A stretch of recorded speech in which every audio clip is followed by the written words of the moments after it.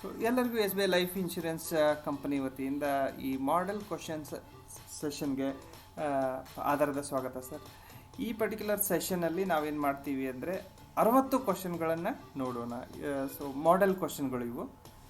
Probably ಇದರಲ್ಲಿ ಕೆಲವೊಂದಷ್ಟು ಪ್ರಶ್ನೆಗಳು ನಿಮಗೆ ಬರಬಹುದು. ಸೊ ಈ 60 ಕ್ವಶನ್ಗಳು ಯಾವ ಥರ ಇರುತ್ತೆ, ಪ್ರತಿಯೊಂದು ಪ್ರಶ್ನೆಗೂ 4 ಆಪ್ಷನ್ಸ್ ಇರುತ್ತೆ. ಸೊ ಆ ಆಪ್ಷನ್ಗಳು ಹೇಗಿರುತ್ತೆ, ನಾವು ಆನ್ಸರ್ ಅದನ್ನ ಹೇಗೆ ಮಾಡಬೇಕು, ಸೊ ಇದ್ರ ಬಗ್ಗೆ ನಾವು ಒಂಚೂರು ಡಿಸ್ಕಸ್ ಮಾಡೋಣ.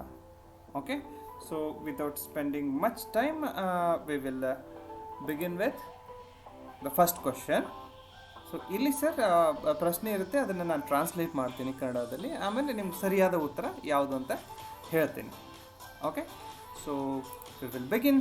ಮೊದಲನೇ ಪ್ರಶ್ನೆ ಏನಪ್ಪ ಅಂದರೆ ಸರ್, ಈ ಕೆಳಗಿನ ಸನ್ನಿವೇಶಗಳಲ್ಲಿ ಯಾವುದು ವಿಮೆಯನ್ನು ಖಾತ್ರಿಪಡಿಸುತ್ತದೆ? Following scenarios which one warrants insurance? So ಈ 4 ಸನ್ನಿವೇಶಗಳನ್ನ ಕೊಟ್ಟಿದ್ದಾರೆ ಸರ್, ಓದಿ.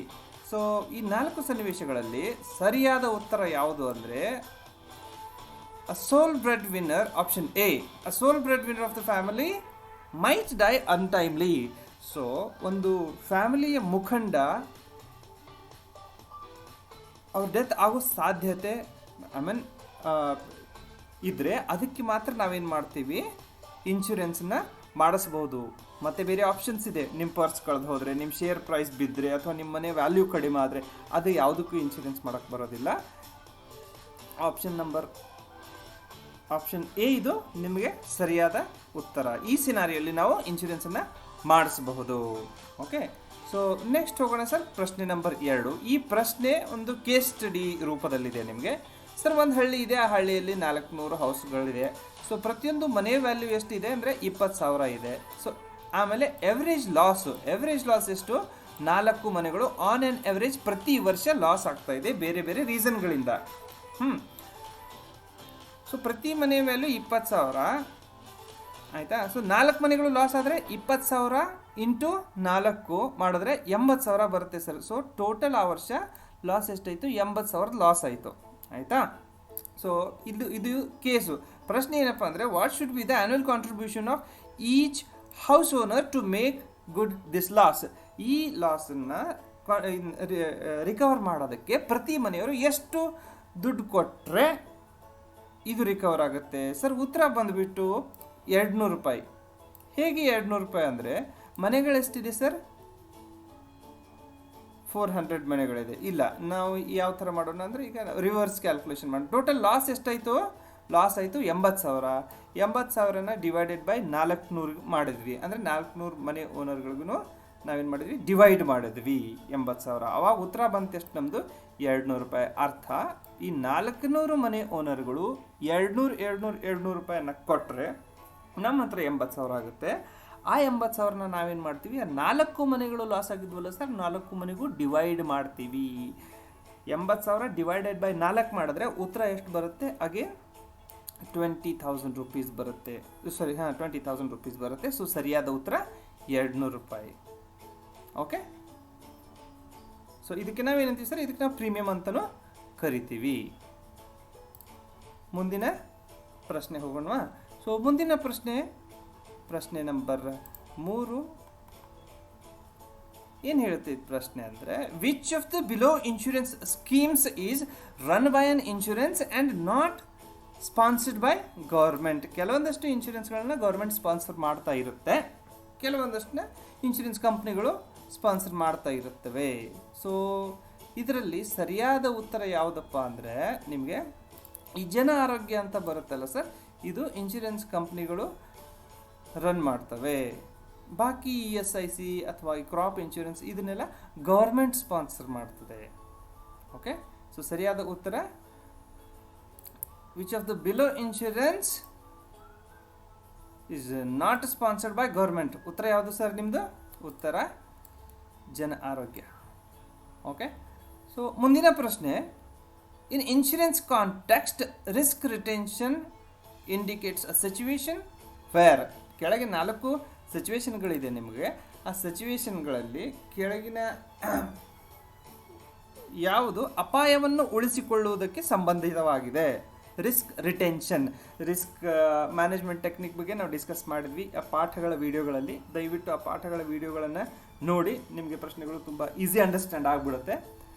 ಸೊ ಅಲ್ಲಿ ರಿಸ್ಕ್ ಅವಾಯ್ಡೆನ್ಸ್ ಇತ್ತು, ರಿಸ್ಕ್ ರಿಡಕ್ಷನ್ ಆ್ಯಂಡ್ ಕಂಟ್ರೋಲ್ ಇತ್ತು, ಆಮೇಲೆ ರಿಸ್ಕ್ ರಿಟೆನ್ಷನ್ ಇತ್ತು, ಆಮೇಲೆ ರಿಸ್ಕ್ ಟ್ರಾನ್ಸ್ಫರ್ ಇತ್ತು. ಸೊ ಇದರಲ್ಲಿ ಯಾವುದು ಸರಿಯಾದ ಉತ್ತರ ನಿಮಗೆ ಅಂದರೆ,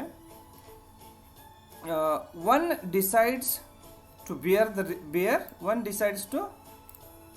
the risk and its effects. So ಇಲ್ಲಿ ಏನಾಗುತ್ತೆ, ಒಬ್ಬರು ರಿಸ್ಕ್ ಇರುತ್ತೆ, ಆ ಕೆಲಸ ಮಾಡಬೇಕು ಅಂದರೆ ರಿಸ್ಕ್ ಇರುತ್ತೆ, ಬಟ್ ಆ ರಿಸ್ಕನ್ನು ಇಟ್ಕೊಂಡೇ ಅವ್ರು ಏನು ಮಾಡ್ತಾರೆ, ಕೆಲಸ ಮಾಡ್ತಾರೆ. ರಿಸ್ಕನ್ನು ಇಟ್ಕೊಂಡೇ ಕೆಲಸ ಮಾಡೋದಕ್ಕೆ ನಾವೇನ್ತೀವಿ, ರಿಸ್ಕ್ ರಿಟೇಷನ್ ಅಂತ ಕರಿತೀವಿ. ಓಕೆ, ಚಲೋ ಮುಂದಿನ ಪ್ರಶ್ನೆಗೆ ಹೋಗೋಣ. ಮುಂದಿನ ಪ್ರಶ್ನೆ, what you mean by customer life time value? ಒಬ್ಬ ಕಸ್ಟಮರ್ ಲೈಫ್ ಟೈಮ್ ವ್ಯಾಲ್ಯೂ ಅಂದರೆ ಏನು? ಸೊ ಕಸ್ಟಮರ್ ಲೈಫ್ ಟೈಮ್ ವ್ಯಾಲ್ಯೂನ ಪಾಠದಲ್ಲಿ ನಾವು ಡಿಸ್ಕಸ್ ಮಾಡಿದ್ವಿ ಸರ್. ಸರಿಯಾದ ಉತ್ತರ ಆಪ್ಷನ್ ನಂಬರ್ 3. ಏನಪ್ಪ ಇದು, ಏನು ಹೇಳುತ್ತೆ ಕಸ್ಟಮರ್ ಲೈಫ್ ಟೈಮ್ ವ್ಯಾಲ್ಯೂ ಅಂದರೆ, ಸಮ್ ಎಕನಾಮಿಕ್ ಬೆನಿಫಿಟ್ಸ್. ಆ ಒಬ್ಬ ಗ್ರಾಹಕನ ಜೊತೆ ನಾವು ಸರಿಯಾಗಿ ಸಂಬಂಧವನ್ನು ನಾವು ಉಳಿಸಿಕೊಂಡು ಹೋದರೆ ಆ ಒಬ್ಬ ಮನುಷ್ಯನಿಂದ ನಮಗೆ ತುಂಬ ಜಾಸ್ತಿ ಏನು ಬರ್ಬೋದು, ರೆವೆನ್ಯೂ ಬರಬಹುದು. ಓಕೆ, ಸೊ ಇದಕ್ಕೇನಂತೀವಿ ನಾವು, ಕಸ್ಟಮರ್ ಲೈಫ್ ಟೈಮ್ ವ್ಯಾಲ್ಯೂ ಅಂತೀವಿ. ಆಯಿತಾ? ಸೊ ನೆಕ್ಸ್ಟ್ ಪ್ರಶ್ನೆ ಸರ್ ಬಂದುಬಿಟ್ಟು ಪ್ರಶ್ನೆ ನಂಬರ್ 6. ಕೆಳಗಿನ ಯಾವ ಸ್ಟೇಟ್ಮೆಂಟ್ ನಿಜವಾಗಿದೆ? ಸರ್ 4 ಸ್ಟೇಟ್ಮೆಂಟ್ ಕೊಟ್ಟಿರ್ತಾರೆ. ಯಾವ ಸ್ಟೇಟ್ಮೆಂಟ್ ನಿಜವಾಗಿದೆ? Which of the below statement is correct? So ಇದರಲ್ಲಿ ರೈಟ್ ಆನ್ಸರ್ ಯಾವುದು ಅಂದರೆ ಆಪ್ಷನ್ ನಂಬರ್ 3. ಏನು ಹೇಳುತ್ತೆ ಸರ್ ಇದು? ಆಪ್ಷನ್ ನಂಬರ್ 3 ಸರ್ ಇದೇನು ಹೇಳುತ್ತೆ ಅಂದರೆ,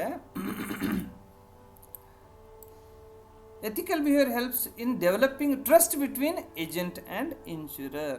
ಎಥಿಕಲ್ ಬಿಹೇವಿಯರ್ ಅಂದರೆ ನೈತಿಕ ನಡವಳಿಕೆಯು ಅಡ್ವೈಸರ್ ಮತ್ತು ವಿಮಾದಾರರ ಅಥವಾ ಗ್ರಾಹಕರ ನಡುವಿನ ವಿಶ್ವಾಸವನ್ನು ಬೆಳೆಸಲು ಸಹಾಯ ಮಾಡುತ್ತದೆ. ಇದು ನಿಮ್ಮ ಸರಿಯಾದ ಉತ್ತರ. ಮುಂದಿನ ಪ್ರಶ್ನೆ ನಂಬರ್ 7. ಏನು ಹೇಳುತ್ತೆ ಸರ್ ಇದು ಪ್ರಶ್ನೆ? One of the methods of reducing insurance cost of on insured. ಕೆಳಗಿನ ಯಾವುದು ವಿಮಾ ವೆಚ್ಚವನ್ನು ಕಡಿಮೆ ಮಾಡುವ ವಿಧಾನಗಳಲ್ಲಿ ಒಂದು? ಸರ್ ವಿಮಾ ವೆಚ್ಚವನ್ನು ಕಡಿಮೆ ಮಾಡುವ ವಿಧಾನ ಯಾವುದು ಅಂದರೆ, ಡಿಡಕ್ಟಿಬಲ್. ರೀ ಇನ್ಶೂರೆನ್ಸ್ ಅಲ್ಲ, ಕೋ ಇನ್ಶೂರೆನ್ಸ್ ಅಲ್ಲ, ರಿಬೇಟ್ ಅಲ್ಲ. ಈ ಡಿಡಕ್ಟಿಬಲ್ ಇದರಿಂದ ನಾವೇನು ಮಾಡ್ಬೋದು, ವಿಮಾ ವೆಚ್ಚವನ್ನು ನಾವು ಕಡಿಮೆ ಮಾಡಬಹುದು. ಓಕೆ, ಚಲೋ. So we will go to the next question ಏನು? Which of the below consumer grievance redressal agencies would handle consumer disputes amounting between 20 lakhs and 100 lakhs? 100 lakhs ಅಂದರೆ 1 ಕೋಟಿ. ಸೊ ಇದು ನಾನು ನಿಮಗೆ ಚಾಪ್ಟರ್ ನಂಬರ್ 3 ನಾವು ಇದನ್ನು ಕವರ್ ಮಾಡಿದ್ವಿ. ಸೊ ಏನಿದೆ ಸರ್ ಈ ಪ್ರಶ್ನೆ ಏನು ಅಂದರೆ, ಕೆಳಗಿನ ಗ್ರಾಹಕರ ಕುಂದುಕೊರತೆ ನಿವಾರಣಾ ಏಜೆನ್ಸಿಗಳಿಗೆ ಕೆಳಗೆ ಏನೇನಿದೆಯಲ್ಲ, ಡಿಸ್ಟ್ರಿಕ್ಟ್ ಫೋರಮ್, ಸ್ಟೇಟ್ ಕಮಿಷನ್, ಆಮೇಲೆ ನ್ಯಾಷನಲ್ ಕಮಿಷನ್, ಇದು ಗ್ರಾಹಕರ ಕುಂದುಕೊರತೆ ನಿವಾರಣಾ ಏಜೆನ್ಸಿಗಳು. ಯಾವ ಏಜೆನ್ಸಿ 20 ಲಕ್ಷದಿಂದ 1 ಕೋಟಿ ತನಕ ಕವರ್ ಮಾಡುತ್ತೆ? 20 ಲಕ್ಷದಿಂದ 1 ಕೋಟಿ ತನಕ ನಿಮ್ದು ಏನಾದರೂ ಕಂಪ್ಲೇಂಟ್ಸ್ ಇದ್ದರೆ ಯಾವ ಏಜೆನ್ಸಿಗೆ ಹೋಗ್ಬೇಕು ನೀವು? ಸರ್ 20 ಲಕ್ಷದ ಒಳಗಡೆ ಇದ್ದರೆ ನೀವು ಡಿಸ್ಟ್ರಿಕ್ಟ್ ಫೋರಮ್ಗೆ ಹೋಗಬೇಕು. 20 ಲಕ್ಷದಿಂದ 1 ಕೋಟಿ ಇದ್ರೆ ನೀವು ಸ್ಟೇಟ್ ಕಮಿಷನ್ಗೆ ಹೋಗಬೇಕು. 1 ಕೋಟಿ ಮೇಲೆ ಇದ್ದರೆ ಅವಾಗ ನೀವೇನು ಮಾಡಬೇಕಾಗುತ್ತೆ, ನ್ಯಾಷನಲ್ ಕಮಿಷನ್ಗೆ ಹೋಗಬೇಕಾಗುತ್ತೆ. ಸೊ ಸರಿಯಾದ ಉತ್ತರ option number 2, state commission.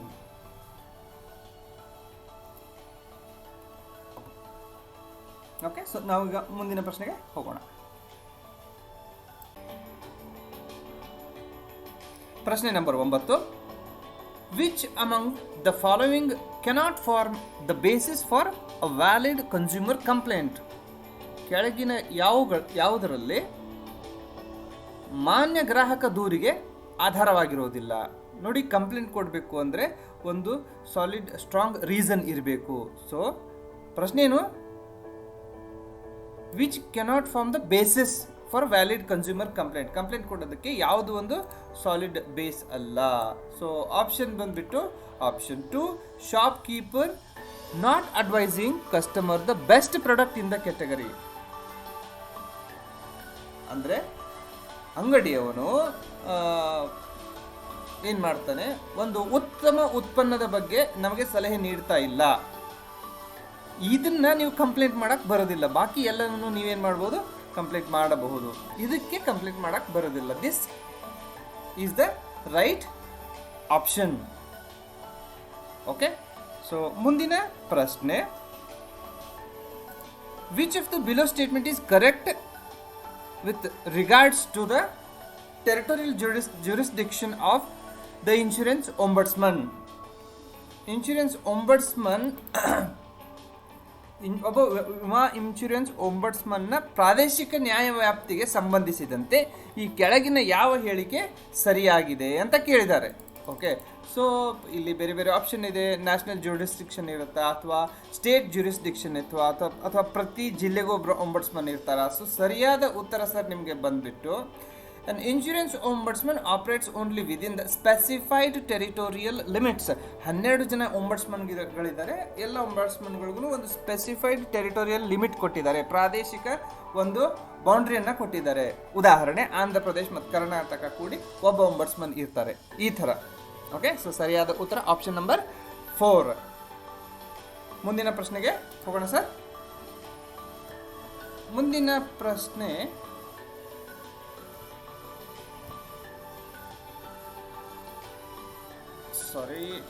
are there any fee or charges that need to be paid for lodging the complaint with the ombudsman? So ombudsman ಅವರಿಗೆ ದೂರು ನೀಡಲು ಯಾವುದೇ ಶುಲ್ಕವನ್ನು ಪಾವತಿಸಬೇಕೇ? ಇದು ಪ್ರಶ್ನೆ ಸರ್. ಸೊ ಆಪ್ಷನ್ ಏನು ಸರ್? ನಾವು ಡಿಸ್ಕಸ್ ಮಾಡಿದ್ವಲ್ಲ. So the option is no fees or charges need to be paid. ಈ ಯಾವುದು ಚಾರ್ಜಸ್ಸನ್ನು ನಾವು ಕೊಡೋ ಅವಶ್ಯಕತೆ ಇಲ್ಲ. ಓಕೆ, ಮುಂದಿನ ಪ್ರಶ್ನೆ ನಂಬರ್ 12.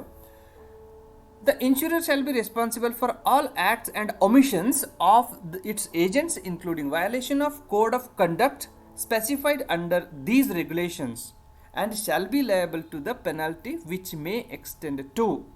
ಅಂದರೆ ಈ IRDA ನಿಬಂಧನೆಗಳ ಅಡಿಯಲ್ಲಿ ನಿರ್ದಿಷ್ಟಪಡಿಸಿದ ನೀತಿ ಸಂಹಿತೆಯ ಉಲ್ಲಂಘನೆ ಸೇರಿದಂತೆ ಅದರ ಏಜೆಂಟರ ಎಲ್ಲ ಕಾರ್ಯಗಳು ಮತ್ತು ಲೋಪಗಳಿಗೆ ಸರ್ ವಿಮಾದಾರನು ಜವಾಬ್ದಾರನಾಗಿರುತ್ತಾನೆ ಮತ್ತು ದಂಡಕ್ಕೆ ಹೊಣೆಗಾರನಾಗಿರುತ್ತಾನೆ. ದಂಡ ಎಲ್ಲಿ ತನಕ?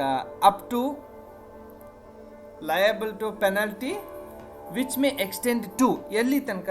ಒಬ್ಬ ಏಜೆಂಟ್ ತಪ್ಪು ಮಾಡಿದ್ರೆ ಕಂಪ್ನಿಗೆ ಏನಿರುತ್ತೆ, ದಂಡ ಇರುತ್ತೆ. ಸೊ ಅದು ಎಲ್ಲಿ ತನಕ ಇರುತ್ತೆ ದಂಡ? ಎಲ್ಲಿ ತನಕ ಒಂದು IRDA ನಮಗೆ ದಂಡ ಹಾಕ್ಬೋದು ಅಂದರೆ up to 1 crore rupees. So ಇದು ಸರಿಯಾದ ಉತ್ತರ. ಮುಂದಿನ ಪ್ರಶ್ನೆ number 13. The insurer will consider the agency application as outlined above after a period of dash from the date of the issue of the cessation certificate by previous insurer.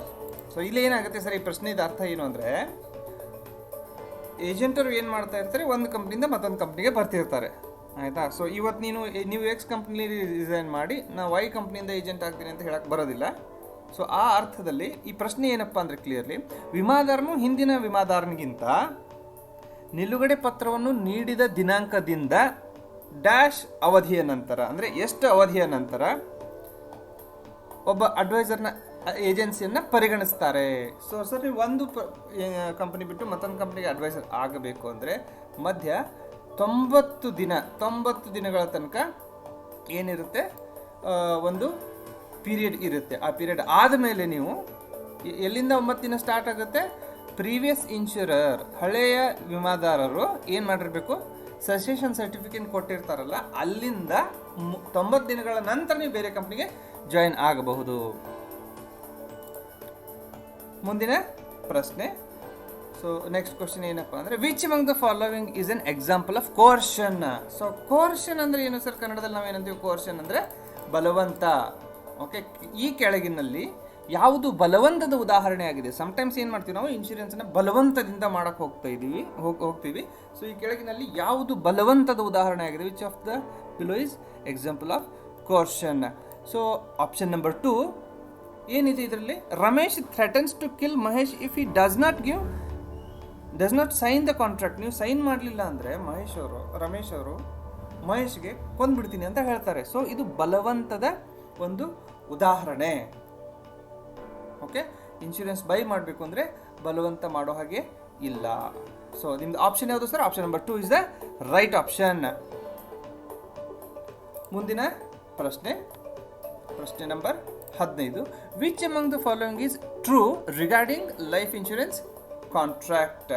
So ಕೆಳಗಿನ ಸ್ಟೇಟ್ಮೆಂಟ್ಗಳಲ್ಲಿ ಯಾವುದು ನಿಜವಾಗಿದೆ? ಯಾವುದಕ್ಕೆ ಸಂಬಂಧಪಟ್ಟಿದೆ ಸರ್ ಈ ಪ್ರಶ್ನೆ? ಜೀವ ವಿಮಾ ಒಪ್ಪಂದಕ್ಕೆ. Okay, regarding insurance contract. So ಸರಿಯಾದ ಉತ್ತರ ಸರ್ ಬಂದ್ಬಿಟ್ಟು ರೈಟ್ ಆನ್ಸರ್ ಈಸ್ ನಂಬರ್ 3. ಏನು ಹೇಳುತ್ತೆ ಸರ್ ಇದು? Number 3 option. They are contracts between two. ಎರಡು ಪಾರ್ಟಿಗಳ ಮಧ್ಯೆ ಇರುವಂಥ ಕಾಂಟ್ರಾಕ್ಟ್ ಅದು. ಮತ್ತು ಅದು ಯಾವುದನ್ನು ಫಾಲೋ ಮಾಡುತ್ತೆ? ಇಂಡಿಯನ್ ಕಾಂಟ್ರಾಕ್ಟ್ಸ್ ಆ್ಯಕ್ಟ್ 1872 ಫಾಲೋ ಮಾಡ್ಕೊಂಡಿರೋದು. ಆಮೇಲೆ ಇಬ್ಬರು ಪಾರ್ಟಿಗಳಿರುವಂಥ ಒಂದು ಇದಕ್ಕೆ ನಾವೇನಂತೀವಿ? ಕಾಂಟ್ರಾಕ್ಟ್ ಅಂತ ಕರಿತೀವಿ. ಇದು ನಿಮಗೆ ಸರಿಯಾದ ಉತ್ತರ. ಮುಂದಿನ ಪ್ರಶ್ನೆ, which element of valid contract deals with premium? Sir, insurance ಒಪ್ಪಂದದ ಯಾವ ಅಂಶವು ಪ್ರೀಮಿಯಂನೊಂದಿಗೆ ವ್ಯವಹರಿಸುತ್ತದೆ? ಯಾವ ಅಂಶ ಅಂದರೆ ಕನ್ಸಿಡರೇಷನ್. ಸೊ ಕನ್ಸಿಡರೇಷನ್ಗೆ ನಾವೇನಂತೀವಿ? ಪ್ರೀಮಿಯಂ ಅಂತ ನಾವು ಕರಿತೀವಿ. Okay sir. ಪ್ರಶ್ನೆ ನಂಬರ್ 17.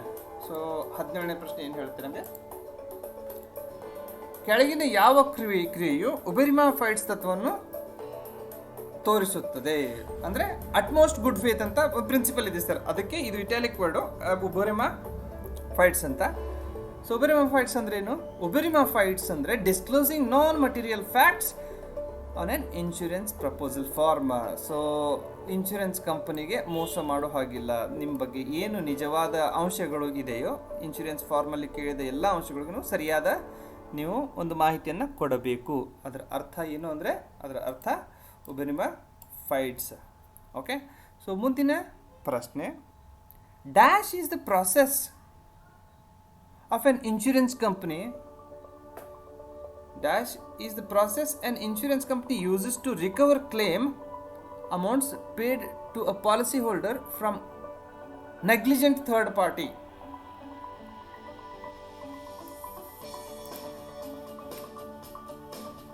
ಡ್ಯಾಶ್ ಎಂಬುದು ವಿಮಾ ಕಂಪನಿಯ ಪಾಲಿಸಿಯವರಿಗೆ ನಿರ್ಲಕ್ಷ್ಯದ ಮೂರನೇ ವ್ಯಕ್ತಿಯಿಂದ ಪಾವತಿಸಿದ ಹಕ್ಕು ಮೊತ್ತವನ್ನು ಮರುಪಡೆಯಲು ಬಳಸುವ ಪ್ರಕ್ರಿಯೆ. ಸೊ ಯಾವುದು ಸರ್ ಅಂದರೆ ಸಬ್ರೋಗೇಷನ್. ಸೊ ಸಬ್ರೋಗೇಷನ್ ಮೂಲಕ ನಾವೇನು ಮಾಡ್ತೀವಿ? ಸಬ್ರೋಗೇಷನ್ ಮೂಲಕ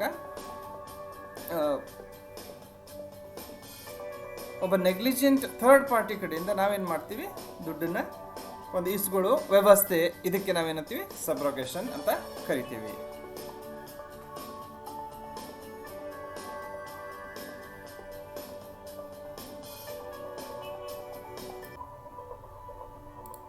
ಓಕೆ, ಮುಂದಿನ ಪ್ರಶ್ನೆ number 19. Which of the below cannot be categorised under risks? ಕೆಳಗಿನವುಗಳಲ್ಲಿ ಯಾವುದನ್ನು ಅಪಾಯಗಳ ಅಡಿಯಲ್ಲಿ ವರ್ಗೀಕರಿಸಲಾಗುವುದಿಲ್ಲ? ಸರ್, ಯೂಶುವಲಿ ಏನಾಗುತ್ತೆ, ಅಪಾಯಗಳನ್ನು 3 ವಿಧಗಳಲ್ಲಿ ವಿಂಗಡಿಸಬಹುದು. ಒಂದು dying to early, dying to young, living with disability. 3 ಏನಾಗುತ್ತೆ ರಿಸ್ಕ್ಗಳ ಇದರಲ್ಲಿ ನಾವು ವರ್ಗಾವಣೆ ಮಾಡಬಹುದು. But natural wear and tear ಏನಪ್ಪ ಅಂದ್ರೆ ಇದನ್ನ ರಿಸ್ಕ್ಗಳ ಅಡಿಯಲ್ಲಿ ನಾವು ಇದನ್ನ ವರ್ಗೀಕರಣ ಮಾಡೋದಿಲ್ಲ. ಸೊ ಅದಕ್ಕೆ ಸರಿಯಾದ ಉತ್ತರ ಆಪ್ಷನ್ ನಂಬರ್ 3. ಓಕೆ. ಸೊ ಮುಂದಿನ ಪ್ರಶ್ನೆ ಏನಪ್ಪ ಅಂದರೆ, which of the below is N advantage of cash value insurance contract? ಕೆಳಗಿನವುಗಳಲ್ಲಿ ಯಾವುದು ನಗದು ಮೌಲ್ಯ ವಿಮಾ ಒಪ್ಪಂದಗಳ ಪ್ರಯೋಜನವಾಗಿದೆ? ಸೊ ಸರ್, ಒಂದು ಪ್ರಯೋಜನ ಏನಪ್ಪ ಇದ್ರದ್ದು ಅಂದರೆ ಇದು ಒಂದು ಸೆಕ್ಯೂರ್ ಇನ್ವೆಸ್ಟ್ಮೆಂಟ್ ಆಗಿದೆ. ಓಕೆ, ಸೊ ಬಾಕಿ ಕ್ಯಾಶ್ ವ್ಯಾಲ್ಯೂ ಇನ್ಶೂರೆನ್ಸ್ದು ಲೋ ಅಡ್ವಾಂಟೇಜಸ್ಸು ಲೋವರ್ ಈಲ್ಡ್ಸ್ ಇರುತ್ತೆ. ಸೊ ಅದು ಅಡ್ವಾಂಟೇಜ್ ಅಲ್ಲ. ಲೋ ಅಕ್ಯುಮುಲೇಷನ್ ಇರುತ್ತೆ, ಅದು ಅಡ್ವಾಂಟೇಜ್ ಅಲ್ಲ. So returns are subject to forwarding effect of ಇನ್ಫ್ಲೇಷನ್ಗಿಂತ ಕಡಿಮೆ ರಿಟರ್ನ್ ಬರ್ತಾ ಇರುತ್ತೆ. ಸೊ ಸರಿಯಾದ ಉತ್ತರ ನಿಮ್ಮದು ಆಪ್ಷನ್ ನಂಬರ್ 4, ಇದೊಂದು ಸೆಕ್ಯೂರ್ ಇನ್ವೆಸ್ಟ್ಮೆಂಟ್ ಆಗಿದೆ. ಓಕೆ, ಸೊ ಮುಂದಿನ ಪ್ರಶ್ನೆ ನಂಬರ್ 21 ಏನಿದೆ? ಪ್ರಶ್ನೆ number 21, which of the below is most appropriate explanation for the fact that young people are charged lesser life insurance premium as compared to older people? ವೃದ್ಧರಿಗೆ ಹೋಲಿಸಿದರೆ ಯುವಜನರಿಗೆ ಕಡಿಮೆ ಜೀವ ವಿಮಾ ಪ್ರೀಮಿಯಂ ಅನ್ನು ವಿಧಿಸಲಾಗುತ್ತದೆ ಎಂಬುದಕ್ಕೆ ಈ ಕೆಳಗಿನವುಗಳಲ್ಲಿ ಯಾವುದು ಒಂದು ಸೂಕ್ತವಾದ ವಿವರಣೆ ಆಗಿದೆ? ಯಾವುದು ಹೇಳಿ ಸರ್? ಯಾವುದು ಅಂದರೆ ಉತ್ತರ option number 3. Okay, mortality is related to age. ಯಾಕಂದರೆ ಏಜ್ ಕಡಿಮೆ ಇದ್ದ ಹಾಗೆ ಪ್ರೀಮಿಯಂ ಕಡಿಮೆ ಇರುತ್ತೆ, ಏಜ್ ಜಾಸ್ತಿ ಆದ ಹಾಗೆ ಪ್ರೀಮಿಯಂ ನಿಮ್ಮದು ಜಾಸ್ತಿ ಆಗ್ತಾ ಹೋಗುತ್ತೆ. ಅದಕ್ಕೆ ಸರಿಯಾದ ಉತ್ತರ ಆಪ್ಷನ್ ನಂಬರ್ 3. ಸೊ ಮುಂದಿನ ಪ್ರಶ್ನೆ, when is the best time to start financial planning? Financial ಪ್ಲಾನಿಂಗನ್ನು ಸ್ಟಾರ್ಟ್ ಮಾಡೋದಕ್ಕೆ ಬೆಸ್ಟ್ ಟೈಮ್ ಯಾವುದು? ಹಣಕಾಸು ಯೋಜನೆ ಪ್ರಾರಂಭಿಸಲು ಉತ್ತಮ ಸಮಯ ಯಾವಾಗ? ಸೊ ಯಾವಾಗ ಅಂದರೆ ಸರ್, ನಿಮ್ಮದು ಫಸ್ಟ್ ಅರ್ನಿಂಗ್ ಏನು ಬರುತ್ತಲ್ಲ ಅವಾಗಿಂದ ನೀವು ಇನ್ವೆಸ್ಟ್ಮೆಂಟ್ ಮಾಡೋದಕ್ಕೆ ಸ್ಟಾರ್ಟ್ ಮಾಡಬಹುದು. As soon as one gets his first salary. Okay, ಇದು ಸರಿಯಾದ ಸಮಯ. ಸೊ ಸರಿಯಾದ ಉತ್ತರ ಯಾವುದು? Option number 2. ಮುಂದಿನ ಪ್ರಶ್ನೆ. ಸೊ ಏನಪ್ಪ ಮುಂದಿನ ಪ್ರಶ್ನೆ?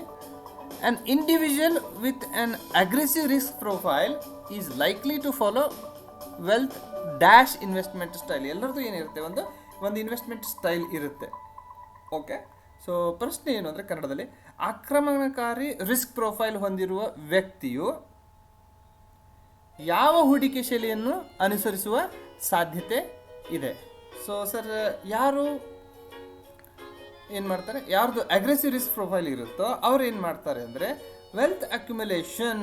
ಸೊ ಅಕ್ಯುಮುಲೇಷನ್ ಇನ್ವೆಸ್ಟ್ಮೆಂಟ್ ಸ್ಟೈಲನ್ನು ಅವರು ಫಾಲೋ ಮಾಡ್ತಾರೆ. ಓಕೆ, ಖರ್ಚು ಮಾಡೋದ್ರಿಂದ ನೀವು you cannot become rich. So gift ಮಾಡೋದ್ರಿಂದ ಹಣ ಉಳಿಯೋದಿಲ್ಲ. ಸೊ ಕನ್ಸಾಲಿಡೇಷನ್ ಅದೆಲ್ಲ ಅಲ್ಲ. ಸೊ ಸರಿಯಾದ ಉತ್ತರ ಅಕ್ಯುಮುಲೇಷನ್. ಓಕೆ, ಸೊ ಮುಂದಿನ ಪ್ರಶ್ನೆ, which of the below is not strategy to maximise discretionary income? ನಿಮ್ಮ ಇನ್ಕಮನ್ನು ಜಾಸ್ತಿ ಮಾಡೋದಕ್ಕೆ ಕೆಳಗಿನ ಯಾವುದೊಂದು ಸ್ಟ್ರಾಟಜಿ ಅಲ್ಲ, ಸ್ಟ್ರಾಟಜಿ ಅಥವಾ ತಂತ್ರ ಅಲ್ಲ. ಸೊ ಡೆಟ್ ರಿಸ್ಟ್ರಕ್ಚರಿಂಗ್ ಮಾಡ್ಬೋದು. ನೀವು ನಿಮ್ಮ ಸಾಲವನ್ನು ಇನ್ನೊಂದ್ಸತಿ ರೀಸ್ಟ್ರಕ್ಚರ್ ಮಾಡ್ಬೋದು, ಅದರಿಂದ ನಿಮ್ಮ ಇನ್ಕಮ್ ಪ್ರಾಬ್ಲಮ್ ಒಂದು ಸ್ವಲ್ಪ ಜಾಸ್ತಿ ಆಗ್ಬೋದು. ಇನ್ವೆಸ್ಟ್ಮೆಂಟ್ ರೀಸ್ಟ್ರಕ್ಚರಿಂಗ್ ಮಾಡಬಹುದು, ಅದರಿಂದ ನಿಮ್ದು ಆದಾಯ ಇನ್ಕಮ್ ಆಗ್ಬೋದು. ಬಟ್ ಇನ್ಶೂರೆನ್ಸ್ ಪರ್ಚೇಸ್ ಏನು ಮಾಡ್ತಿರಲ್ಲ, ಇನ್ಶೂರೆನ್ಸ್ ಪರ್ಚೇಸ್ ಮಾಡೋದರಿಂದ ನಿಮ್ಮದು ಇನ್ಕಮನ್ನು ಮ್ಯಾಕ್ಸಿಮೈಸ್ ಮಾಡೋಕ್ಕಾಗೋದಿಲ್ಲ. ಇದ್ದಿದ್ದ ಇನ್ಕಮನ್ನು ಪ್ರೊಟೆಕ್ಟ್ ಮಾಡೋಕ್ಕೆ ಅಷ್ಟೇ ಸಾಧ್ಯ ಆಗುತ್ತೆ. ಓಕೆ, ಸೊ ಮುಂದಿನ ಪ್ರಶ್ನೆ number 25. The premium paid for the whole life insurance is dash than the premium paid for term insurance. ಅಂದರೆ ಟರ್ಮ್ ಇನ್ಶೂರೆನ್ಸ್ಗಾಗಿ ಪಾವತಿಸಿದ ಪ್ರೀಮಿಯಂಗಿಂತ ಜೀವ ವಿಮೆಗೆ ಪಾವತಿಸಿದ ಪ್ರೀಮಿಯಂ ಜಾಸ್ತಿ ಇರುತ್ತೋ ಕಡಿಮೆ ಇರುತ್ತೋ ಕೇಳ್ತಾ ಇದ್ದಾರೆ. ಸೊ ಎಲ್ಲಕ್ಕಿಂತ ಚೀಪ್ ಆಗಿರೋದು, ಕಡಿಮೆ ರೇಟಲ್ಲಿ ಸಿಗೋದು ಇನ್ಶೂರೆನ್ಸ್ ಯಾವುದಪ್ಪ ಅಂದರೆ ನಮ್ಮದು term insurance. So whole life insurance is premium for whole life insurance is higher than the premium pay to the term insurance. Term insurance ಪ್ರೀಮಿಯಂಗಿಂತ ಜಾಸ್ತಿ ಆಗಿರುತ್ತೆ. ಸರಿಯಾದ ಉತ್ತರ ಆಪ್ಷನ್ ನಂಬರ್ 1. ಓಕೆ, ಸೊ ಮುಂದಿನ ಪ್ರಶ್ನೆ, which of below statement is incorrect with regards to decreasing term insurance? ಕೆಳಗಿನ ಯಾವುದು ತಪ್ಪಾದ ಹೇಳಿಕೆ ಆಗಿದೆ? ಡಿಕ್ರೀಸಿಂಗ್ ಟರ್ಮ್ ಇನ್ಶೂರೆನ್ಸ್ ಅಂದರೆ ನಮ್ಮ ಸಮ್ ಅಶ್ಯೂರ್ಡ್ ಡಿಕ್ರೀಸ್ ಆಗ್ತಾ ಬರ್ತಾ ಇರುತ್ತೆ. ಓಕೆ, ಸೊ ಯಾವುದು ಸರಿಯಾದ ಉತ್ತರ? ಸೊ ಸರಿಯಾದ ಉತ್ತರ ನಿಮ್ಗೆ ಬಂದುಬಿಟ್ಟು premium amount decreases with term of coverage. Decreasing term ಅಶ್ಯೂರೆನ್ಸ್ಗೆ ಕೆಳಗಿನ ಅದಕ್ಕೆ ಸಂಬಂಧಪಟ್ಟಾಗ ಕೆಳಗಿನ ಯಾವುದು ಸ್ಟೇಟ್ಮೆಂಟ್ ತಪ್ಪಾಗಿದೆ? Premium amount decreases with term of coverage. So ಇಲ್ಲಿ ಇವ್ರೇನು ಹೇಳಿದ್ದಾರೆ ಅಂದರೆ ಟರ್ಮ್ ಕಡಿಮೆ ಆದ ಹಾಗೆ ಪ್ರೀಮಿಯಂ ಕಡಿಮೆ ಆಗ್ತಾ ಹೋಗುತ್ತೆ ಅಂತ ಹೇಳಿದ್ದಾರೆ. ಇದು ತಪ್ಪು, ಹಾಗಾಗೋದಿಲ್ಲ. ಓಕೆ, ಯೂಶ್ವಲಿ ಒಂದೇ ಸತಿ ನೀವು ಪ್ರೀಮಿಯಂ ಕೊಡಬಹುದಾಗ್ಬೋದು, ಅಥವಾ ಅದು ಲೆವೆಲ್ ಇರುತ್ತೆ. ಟರ್ಮ್ ಕಡಿಮೆ ಆದ ಹಾಗೆ ಪ್ರೀಮಿಯಂ ಅಮೌಂಟ್ ಕಡಿಮೆ ಆಗೋದಿಲ್ಲ. ಓಕೆ, ಸೊ ಸರಿಯಾದ ಉತ್ತರ ಆಪ್ಷನ್ ನಂಬರ್ 2. ಮುಂದಿನ ಪ್ರಶ್ನೆಗೆ ಹೋಗೋಣವಾ ಸರ್? ಪ್ರಶ್ನೆ 27. Which of the below option is correct with regards to term insurance plan? Term insurance ಪ್ಲಾನ್ಗೆ ಸಂಬಂಧಿಸಿದಂತೆ ಕೆಳಗಿನ ಯಾವ ಒಂದು ಸ್ಟೇಟ್ಮೆಂಟ್ ಸರಿಯಾಗಿದೆ? ಕೆಳಗಿನ ಯಾವ ಆಯ್ಕೆ ಸರಿಯಾಗಿದೆ? So the right answer is term insurance can be bought as stand alone policy as well as rider. ಇದೇನು ಟರ್ಮ್ ಇನ್ಶೂರೆನ್ಸ್ ಇದೆಯಲ್ಲ ಸರ್, ನೀವು ಬರೀ ಟರ್ಮ್ ಇನ್ಶೂರೆನ್ಸ್ ಪಾಲಿಸಿಯನ್ನೇ ಅಷ್ಟೇ ಖರೀದಿ ಮಾಡಬಹುದು, ಅಥವಾ ಯಾವುದೇ ಒಂದು ಪ್ಲ್ಯಾನ್ಗೆ ನೀವು ಟರ್ಮ್ ರೈಡರನ್ನು ಆ್ಯಡ್ ಮಾಡಬಹುದು. ಸೊ ಇದು ನಿಮ್ಮದು ಸರಿಯಾದ ಉತ್ತರ. This is the right option and this is correct with regards to a term insurance plan. Okay, ಮುಂದಿನ ಪ್ರಶ್ನೆ, which among the following is non traditional life insurance product? ಕೆಳಗಿನಲ್ಲಿ ಯಾವುದು ಸಾಂಪ್ರದಾಯಿಕವಲ್ಲದ ಜೀವ ವಿಮಾ ಉತ್ಪನ್ನವಾಗಿದೆ? Sir, term insurance traditional plan. Okay, so endowment insurance traditional plan, whole life traditional plan. So ಸರಿಯಾದ ಉತ್ತರ universal life insurance ಏನಿದೆಯಲ್ಲ sir, universal life insurance ಇದು non traditional life insurance product. Okay, so ಮುಂದಿನ ಪ್ರಶ್ನೆಗೆ ಹೋಗೋಣವಾ? ಪ್ರಶ್ನೆ number 29. All of the following is true regarding ULIP except. ಯಾವ ಒಂದು ಸ್ಟೇಟ್ಮೆಂಟನ್ನು ಬಿಟ್ಟು ಯುಲಿಪ್ನ ವಿನಾಯಿತಿಗೆ ಸಂಬಂಧಿಸಿದಂತೆ ಕೆಳಗಿನಲ್ಲಿ ಯಾವುದು ಒಂದನ್ನು ಬಿಟ್ಟು ಬಾಕಿ ಎಲ್ಲ ನಿಜ ಇದೆ, ಅದು ಒಂದು ಯಾವುದು ನೋಡೋಣ. ಸರಿಯಾದ ಉತ್ತರ ಸರ್ ನಿಮ್ಮದು option number 2. Life insurer provides guarantee for unit values. So ಬಾಕಿ ಎಲ್ಲ ಸರಿಯಾಗಿದೆ, ಇದು ಒಂದು ಸ್ಟೇಟ್ಮೆಂಟು ತಪ್ಪಾಗಿದೆ. ಅಂದರೆ life insurance provides guarantee, so ಇದರಲ್ಲಿ ಗ್ಯಾರಂಟಿನೂ ಇರೋದಿಲ್ಲ ಸರ್. ಓಕೆ, ಅಂದರೆ ರೇಟ್ ಆಫ್ ರಿಟರ್ನ್ ಇಷ್ಟೇ ಅಂತ ಗ್ಯಾರಂಟಿ ಇರೋದಿಲ್ಲ, ವರ್ಷ ಒಂಚೂರು ಜಾಸ್ತಿ ಕಡಿಮೆ ಆಗ್ತಾ ಇರುತ್ತೆ. ಓಕೆ, ಮುಂದಿನ ಪ್ರಶ್ನೆ, what does unbundling of life insurance products refers to? ಜೀವ ವಿಮಾ ಉತ್ಪನ್ನಗಳ ಕಟ್ಟುಪಾಡು ಏನು ಸೂಚಿಸುತ್ತದೆ? ಅನ್ಬಂಡ್ಲಿಂಗ್ ಅಂದರೆ ಏನು ಅಂತ ಕೇಳಿದ್ದಾರೆ ಅವರು. ಓಕೆ, ಸೊ ಅನ್ಬಂಡ್ಲಿಂಗ್ ಅಂದರೆ separation of the protection and investment elements. So ನಾವು ಪಾಠದ ವಿಡಿಯೋ ನೀವು ನೋಡಿದ್ರೆ ಅಲ್ಲಿ ನಾವೇನು ಮಾಡ್ತಿದ್ವಿ, EMI ಅಂತ ವಿಭಾಗ ಮಾಡಿದ್ವಿ. ಓಕೆ, ಸೊ ಸರಿಯಾದ ಉತ್ತರ ನಿಮ್ಮದು ಆಪ್ಷನ್ ನಂಬರ್ 4. ಅದಕ್ಕೆ ಅನ್ಬಂಡ್ಲಿಂಗ್ ಅಂತೀವಿ ನಾವು. ಓಕೆ, ಮುಂದಿನ ಪ್ರಶ್ನೆಗೆ ಹೋಗೋಣ.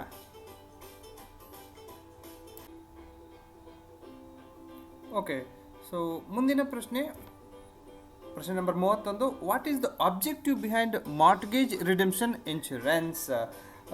ಸೊ ಅಡಮಾನ ವಿಮೋಚನೆ ಅಥವಾ ಅಡಮಾನ ವಿಮಾ ಯೋಜನೆ ವಿಮೆಯ ಹಿಂದೆ ಉದ್ದೇಶವೇನು? ಸೊ ಮಾರ್ಟ್ಗೇಜ್ ರಿಡೆಂಪ್ಷನ್ ಇನ್ಶೂರೆನ್ಸ್ ಉದ್ದೇಶ ಸರ್ ಏನು ಅಂದರೆ which provides financial protection for the home loan borrowers. ಇದೇನು ಮಾರ್ಟ್ಗೇಜ್ ರಿಡೆಂಪ್ಷನ್ ಇದೆಯಲ್ಲ, ಇದು specifically for home loan borrowers ಮಾತ್ರ ಇರುತ್ತೆ. ಸೊ ಅವರನ್ನ ಒಂದು ಫೈನಾನ್ಷಿಯಲ್ ಆ ಲೋನಿಗೆ ಒಂದು ಫೈನಾನ್ಷಿಯಲ್ ಪ್ರೊಟೆಕ್ಷನ್ ಕೊಡೋದಕ್ಕೆ ಬ್ಯಾಂಕ್ದವ್ರು ಏನು ಮಾಡ್ತಾರೆ, ಮಾರ್ಟ್ಗೇಜ್ ರಿಡೆಂಪ್ಷನ್ ಇನ್ಶೂರೆನ್ಸನ್ನು ಗ್ರಾಹಕರಿಗೆ ಕೊಡ್ತಾರೆ. ಗ್ರಾಹಕರು ಖರೀದಿ ಮಾಡೋದು ತುಂಬ ಸರಿ, ಅದು ಒಳ್ಳೆಯದು. ಓಕೆ, ಪ್ರಶ್ನೆ number 32. Which of the below losses are covered under keyman insurance? ಕೆಳಗಿನ ಯಾವ ನಷ್ಟವನ್ನು ಕೀಮ್ಯಾನ್ ವಿಮೆಯ ವ್ಯಾಪ್ತಿಗೆ ಒಳಪಡಿಸಲಾಗಿದೆ? ಸೊ ಯಾವ ನಷ್ಟ ಸರ್?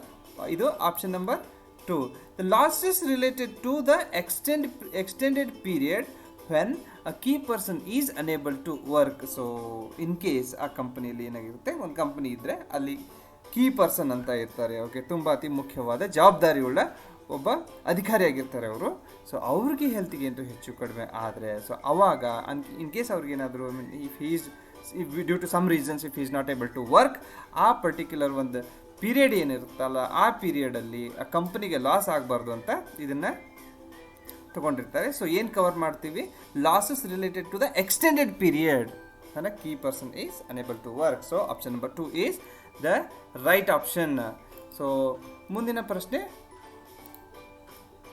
ನಂಬರ್ 33. ಸೊ ಪ್ರಶ್ನೆ ನಂಬರ್ 33 ಏನು ಹೇಳುತ್ತೆ? A policy is affected under MWP Act, Married Women's Property Act, if the policyholder does not appoint a special trustee to receive and administer the benefits under the policy, the sum assured secured under the policy becomes payable to the ಯಾರಿಗೆ ಕೊಡ್ತಾರೆ? So in case ಒಂದು ಪಾಲಿಸಿಯನ್ನು MWP ಕಾಯ್ದೆಯಡಿ ನಾವು ಜಾರಿಗೆ ತಂದರೆ ಪಾಲಿಸಿಯ ಅಡಿಯಲ್ಲಿಯ ಪ್ರಯೋಜನಗಳನ್ನು ಸ್ವೀಕರಿಸಲು ಮತ್ತು ನಿರ್ವಹಿಸಲು ಪಾಲಿಸಿದಾರರು ಒಬ್ಬ ಟ್ರಸ್ಟಿಯನ್ನು ನೇಮಿಸಬೇಕಾಗುತ್ತೆ. ಇನ್ ಕೇಸ್ ನೇಮಿಸದೇ ಹೋದಾಗ ಪಾಲಿಸಿ ಅಡಿಯಲ್ಲಿ ಪಡೆದ ಮೊತ್ತವನ್ನು ಯಾರಿಗೆ ಪಾವತಿಸಲಾಗುವುದು ಅಂತ ಕೇಳ್ತಾರೆ. ಓಕೆ, ಸೊ ಇಲ್ಲಿ ನಾವು ಟ್ರಸ್ಟಿನ ಇನ್ ಕೇಸ್ ನೇಮಿಸದೇ ಹೋದರೆ ಸೊ ಅವಾಗ ಈ ಅಫಿಷಿಯಲ್ ಟ್ರಸ್ಟಿ ಆಫ್ ದ ಸ್ಟೇಟ್ಗೆ ಅವಾಗ ಆ ದುಡ್ಡು ಹೋಗುತ್ತೆ, ಆ ಬೆನಿಫಿಟ್ಟು ಹೋಗುತ್ತೆ. ಓಕೆ, ಸೊ ಮುಂದಿನ ಪ್ರಶ್ನೆ, what does a term premium denote in relation to the insurance policy? So simple, ಏನು ಪ್ರೀಮಿಯಂ ಅಂದರೆ ಏನು ಅಂತ ಕೇಳಿದ್ದಾರೆ. ಇನ್ಶೂರೆನ್ಸ್ ಪಾಲಿಸಿಲಿ ಪ್ರೀಮಿಯಂ ಅಂದರೆ ಏನು? ಸೊ ಏನು ಸೂಚಿಸ್ತದೆ ಪ್ರೀಮಿಯಂ? ಸರ್ ಪ್ರೀಮಿಯಂ ಸೂಚಿಸ್ತದೆ a price paid by an insured for purchasing the policy. Price paid, so ನೀವೇನು ಇನ್ಶೂರೆನ್ಸ್ ಖರೀದಿ ಮಾಡೋದಕ್ಕೆ ಒಂಚೂರು ದುಡ್ಡನ್ನು ಏನು ಕೊಡಬೇಕಾಗುತ್ತೋ ಅದೇ ಏನು ಪ್ರೀಮಿಯಂ, ಅದಕ್ಕೆ ನಾವು ಪ್ರೀಮಿಯಂ ಅಂತ ಕರಿತೀವಿ. ಓಕೆ, ಸೊ ಮುಂದಿನ ಪ್ರಶ್ನೆ number 35. Life insurance companies may offer rebate to the buyer on the premium that is payable on the basis of. So insurance ಕಂಪ್ನಿಗಳು ಯಾವ ಆಧಾರದ ಮೇಲೆ ಪಾವತಿಸಬೇಕಾದ ಪ್ರೀಮಿಯಂನಲ್ಲಿ ಖರೀದಿದಾರರಿಗೆ ಏನು ನೀಡಬಹುದು? ರಿಯಾಯಿತಿಯನ್ನು ನೀಡಬಹುದು. ಸೊ ಇಲ್ಲಿ ರಿಬೇಟ್ ಅಂತ ಬರುತ್ತಲ್ಲ ಸರ್, ಆನ್ ವಾಟ್ ಬೇಸಿಸ್, ಯಾವ ಬೇಸಿಸ್ ಮೇಲೆ ನಾವು ಡಿಸ್ಕೌಂಟನ್ನು ಕೊಡಬಹುದು? ಸೊ ಯಾವ ಬೇಸಿಸ್ ಮೇಲೆ ನಾವು ಕೊಡಬಹುದು ಅಂದರೆ the sum assured chosen by the buyer, sum assured ಮೇಲೇನೂ ಕೊಡಬಹುದು, ಆಮೇಲೆ ನೀವು ಮೋಡ್ ಆಫ್ ಪ್ರೀಮಿಯಂ ಮೇಲೇನೂ ಕೊಡಬಹುದು. ಮೋಡ್ ಆಫ್ ಪ್ರೀಮಿಯಂ ಅಂದರೆ ಕ್ಯಾಶ್ ಚೆಕ್ ಕಾರ್ಡ್ ಅಲ್ಲ, monthly, yearly, half yearly, quarterly. Okay, ಇದರ ಮೇಲೆ ಸಮ್ ಅಶ್ಯೂರ್ಡ್ ಅಂದರೆ ತುಂಬ ಜಾಸ್ತಿ ಸಮ್ ಅಶ್ಯೂರ್ಡ್ ತೊಗೊಂಡ್ರೆ ಅವಾಗ ನಾವೇನು ಮಾಡ್ತೀವಿ, ಒಂದು ಕಡಿಮೆ ಪ್ರೀಮಿಯಮನ್ನು ಅವ್ರಿಗೆ ಚಾರ್ಜ್ ಮಾಡ್ತೀವಿ. ಕಡಿಮೆ ಸಮ್ ಅಶ್ಯೂರ್ಡ್ ತೊಗೊಂಡ್ರೆ ಒಂಚೂರು ಜಾಸ್ತಿ ಆಗುತ್ತೆ ಅವ್ರಿಗೆ ಪ್ರೀಮಿಯಮು. ಓಕೆ, ನಾವು ಪ್ರಶ್ನೆ 36. With regards to valuation of assets by insurance company, dash is the value at which life insurer has purchased or acquired its assets. ಏನು ಸರ್ ಪ್ರಶ್ನೆ? ಮೀನಿಂಗು, ವಿಮಾ ಕಂಪನಿಗಳ ಸ್ವತ್ತುಗಳ ಮೌಲ್ಯಮಾಪನಕ್ಕೆ ಸಂಬಂಧಿಸಿದಂತೆ, ಎದಕ್ಕೆ ಸಂಬಂಧಿಸಿದಂತೆ? ವಿಮಾ ಕಂಪನಿಗಳ ಆಸ್ತಿಗಳ ಮೌಲ್ಯಮಾಪನಕ್ಕೆ ಸಂಬಂಧಿಸಿದಂತೆ ಜೀವ ವಿಮಾ ಕಂಪನಿಯು ತನ್ನ ಸ್ವತ್ತುಗಳನ್ನು ಖರೀದಿಸಿದ ಅಥವಾ ಸ್ವಾಧೀನಪಡಿಸಿಕೊಂಡ ಮೌಲ್ಯಕ್ಕೆ ನಾವು ಏನಂತೀವಿ? ಅದಕ್ಕೆ ಸರ್ ನಾವು ಏನಂತೀವಿ ಅಂದರೆ book value is the right answer. Option number 4 is the right answer. So ಮುಂದಿನ ಪ್ರಶ್ನೆಗೆ ಹೋಗೋಣ. ಮುಂದಿನ ಪ್ರಶ್ನೆ number 37. Which of the below can be attributed to moral hazard? ಕೆಳಗಿನವುಗಳಲ್ಲಿ ಯಾವುದು ನೈತಿಕ ಅಪಾಯಕ್ಕೆ ಕಾರಣ ಆಗಿದೆ? ಸೊ ಯಾವುದು ನೈತಿಕ ಅಪಾಯಕ್ಕೆ ಕಾರಣ ಆಗಿದೆ? Option number an increased risky behavior prior option number 2, increased risky behavior prior to the purchase of insurance. So insurance ಖರೀದಿ ಮಾಡೋಕ್ಕಿಂತ ಮೊದಲೇ ಅವ್ರ ಕಸ್ಟಮರ್ ಏನಾದರೂ ಒಂದು ರಿಸ್ಕಿ ಬಿಹೇವಿಯರ್ ಮಾಡ್ತಾಯಿದ್ರೆ, ರಿಸ್ಕಿ ಬಿಹೇವಿಯರ್ ಅಂದರೆ ಜಾಸ್ತಿ ಆಲ್ಕೋಹಾಲ್ ಕನ್ಸ್ಯೂಮ್ ಮಾಡೋದು ಅಥವಾ ಮತ್ತೇನಾದರೂ ಅಡ್ವೆಂಚರ್ ಕೆಲಸಗಳಿಗೆ ಜಾಸ್ತಿ ಮಾಡೋಕ್ಕೆ ಅವ್ರು ಹೋಗ್ತಾ ಇದ್ರೆ ಅಂಥವ್ರಿಗೆ ನಾವು ಅಂಥವ್ರು ನಮ್ಮ ಹತ್ರ ಇನ್ಶೂರೆನ್ಸ್ ತೊಗೊಳಕ್ಕೆ ಬಂದರೆ ಸೊ ಅವಾಗ ನಾವೇನು ಅವ್ರಿಗೆ ಸೆನ್ಸ್ ಮಾಡಬಹುದು ಅಂದರೆ ನಮ್ಗೆ ಅವಾಗ ಮಾರಲ್ ಹಜಾರ್ಡ್ ಇರೋ ಸಾಧ್ಯತೆ ಇದೆ ಅಂತ ನಾವು ಅಸ್ಯೂಮ್ ಮಾಡಬಹುದು. ಓಕೆ, ಸೊ ಮುಂದಿನ ಪ್ರಶ್ನೆ, from the below given age proof documents identify the one which is classified as non-standard by insurance companies. ಕೆಳಗಿನ ಯಾವ ಪುರಾವೆ ಅಥವಾ ದಾಖಲೆಗಳಿಂದ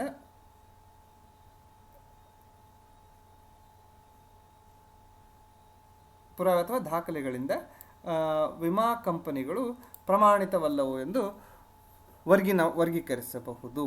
okay, identify one which is classified as non standard. ಕೆಳಗಿನ ಯಾವುದು ನಾನ್ ಸ್ಟ್ಯಾಂಡರ್ಡ್ ಆಗಿದೆ? ಸೊ ಕೆಳಗಿನ ಯಾವುದು ನಾನ್ ಸ್ಟ್ಯಾಂಡರ್ಡ್ ಏಜ್ ಡಾಕ್ಯುಮೆಂಟ್ ಆಗಿದೆ ಅಂದರೆ ಸರ್ ರೇಷನ್ ಕಾರ್ಡ್ ಬರುತ್ತಲ್ಲ, ಇದು ನಾನ್ ಸ್ಟ್ಯಾಂಡರ್ಡ್ ಡಾಕ್ಯುಮೆಂಟ್. ಸ್ಕೂಲ್ ಸರ್ಟಿಫಿಕೇಟ್ ಇದು standard. Identity card in case of defence personal standard. So defence personal identity card ಆಗಬೇಕಂದ್ರೆ ಅಲ್ಲಿ ಡಿಫೆನ್ಸಲ್ಲಿ ಜಾಯ್ನ್ ಆಗಿ ನಾವೇನು ಹೇಳ್ತೀವಿ ಅದೇ ಡೇಟ್ ಆಫ್ ಬರ್ತು, ನಮ್ದು ಅಡ್ರೆಸ್ಸು ಅದೆಲ್ಲ ಇರೋದಿಲ್ಲ. ಅವರು ಇಲ್ಲಿ ಬಂದು ಎಲ್ಲ ನಮ್ಗೆ ಚೆಕ್ ಮಾಡ್ಕೊಂಡು ಹೋಗಿರ್ತಾರೆ. ಸೊ ಅದಕ್ಕೆ ನಾವೇನಂತೀವಿ ಸ್ಟ್ಯಾಂಡರ್ಡ್ ಅಂತೀವಿ. ಆಯಿತಾ? ಸರ್ಟಿಫಿಕೇಟ್ ಆಫ್ ಬಾಪ್ಟಿಸಮ್ನು ಇದು ಒಂದು ಕ್ರಿಶ್ಚಿಯನ್ ಧರ್ಮದಲ್ಲಿ ಚರ್ಚಲ್ಲಿ ಕೊಡಲಾಗುತ್ತದೆ. ಸೊ ಅದು ಒಂದು valid document, standard document. But ration card ಏನಿದು ಇದು ಒಂದು ಸ್ಟ್ಯಾಂಡರ್ಡ್ ಡಾಕ್ಯುಮೆಂಟ್ ಅಲ್ಲ.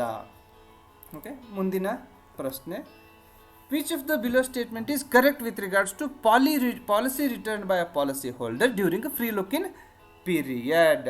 So free look in period ಅವಧಿಯಲ್ಲಿ ಪಾಲಿಸಿದಾರರು ಹಿಂದಿರುಗಿಸಿದ ಪಾಲಿಸಿಗೆ ಸಂಬಂಧಿಸಿದಂತೆ ಈ ಕೆಳಗಿನ ಯಾವ ಹೇಳಿಕೆ ಸರಿಯಾಗಿದೆ? ಸೊ ಸರ್ ಇದರಲ್ಲಿ ನಿಮಗೆ ರೈಟ್ ಆಪ್ಷನ್ ಯಾವುದು ಅಂದರೆ the insurance company will refund the premium after adjusting proportionate risk premium for the period on cover, medical examination expenses and stamp duties and charges. So ನಾವೇನಾದ್ರು ಪ್ರೀಮಿಯಮ್ ರೀಪೇ ಮಾಡ್ತಿರ್ತೀವಲ್ಲ, ಆವಾಗ medical checkup ಮಾಡಿದ್ದಕ್ಕೆ ಅದೇನು ಖರ್ಚು ಬರುತ್ತೋ ಅದು, ಸ್ಟ್ಯಾಂಪ್ ಡ್ಯೂಟಿ, ಸೊ ಇದು courier ಖರ್ಚು, ಅದನ್ನೆಲ್ಲ ನಾವು ಡಿಡಕ್ಟ್ ಮಾಡಿ ಅವ್ರಿಗೆ ಏನು ಮಾಡ್ತೀವಿ, ಅವ್ರಿಗೆ ಅವ್ರ ದುಡ್ಡನ್ನ ವಾಪಸ್ ಕೊಡ್ತೀವಿ. ಓಕೆ, ಸೊ ಪ್ರಶ್ನೆ ನಂಬರ್ 9 ಪ್ರಶ್ನೆ number 40, what does a first premium receipt signify? So first premium receipt ಯಾವುದನ್ನು ಸೂಚಿಸುತ್ತದೆ? ಸೊ ಯಾವುದನ್ನು ಸೂಚಿಸುತ್ತದೆ ಅಂದರೆ ಇದು it is a evidence that policy contract has begun. So ಇದೇನಪ್ಪ, ಪಾಲಿಸಿ ಸ್ಟಾರ್ಟ್ ಆಗಿದೆ ಅಂತ ಅದನ್ನು ಸೂಚಿಸುತ್ತದೆ. ಸೊ ಅದರಲ್ಲಿ ಏನು ಡೇಟ್ ಇರುತ್ತೋ ಅದೇ ಡೇಟು, ಆ ಡೇಟಿಂದ ರಿಸ್ಕ್ ಕವರ್ ಸ್ಟಾರ್ಟ್ ಆಗುತ್ತೆ.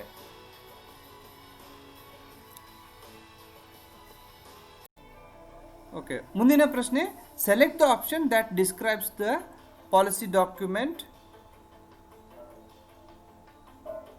ಡಾಕ್ಯುಮೆಂಟನ್ನು ಉತ್ತಮವಾಗಿ ವಿವರಿಸುವ ಆಯ್ಕೆಯನ್ನು ಆರಿಸಿ.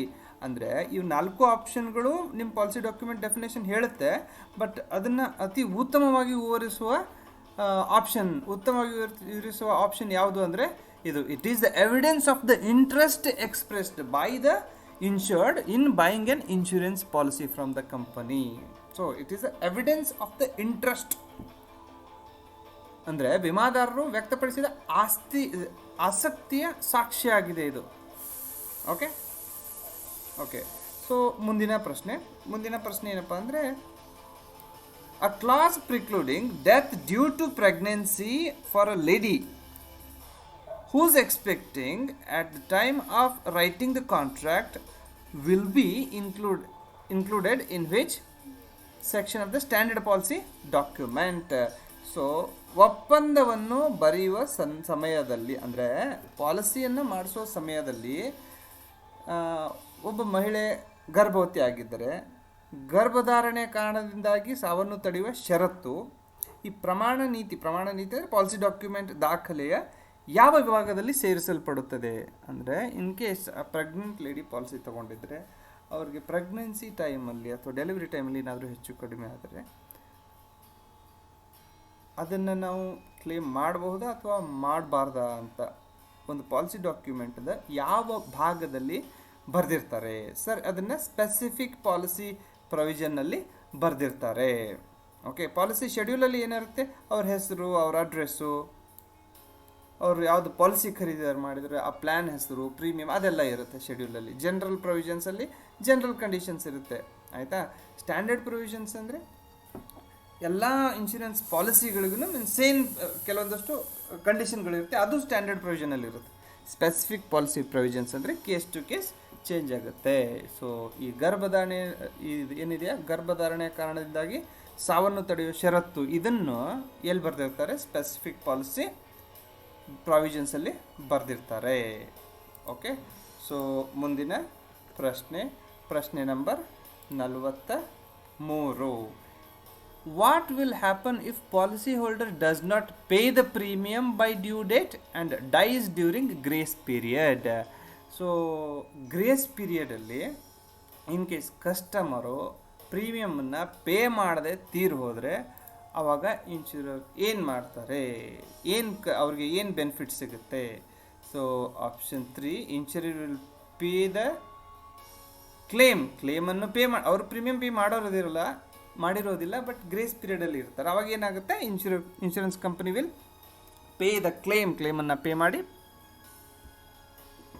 ಅವ್ರದ್ದೊಂದು ಏನು ಅನ್ಪೇಯ್ಡ್ ಪ್ರೀಮಿಯಂ ಇರುತ್ತಲ್ಲ ಅದನ್ನು ಡಿಡಕ್ಟ್ ಮಾಡ್ಕೋತಾರೆ.